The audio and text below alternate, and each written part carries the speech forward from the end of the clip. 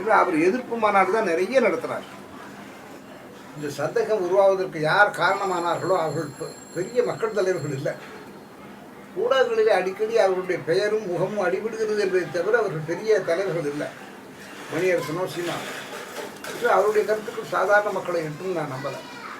இதில் பல குற்றச்சாட்டுகளுக்கு காரணம் வந்து லோக்கல் அப்சஷன் பாங்க, உள்ளூர் காரணம் மாதிரி சொந்த காரணங்கள்.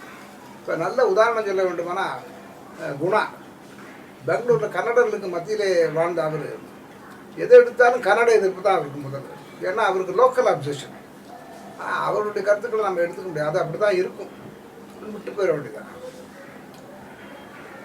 பார்த்துக்கல பெரியார கன்னடன்னு முதல்ல சொன்னதா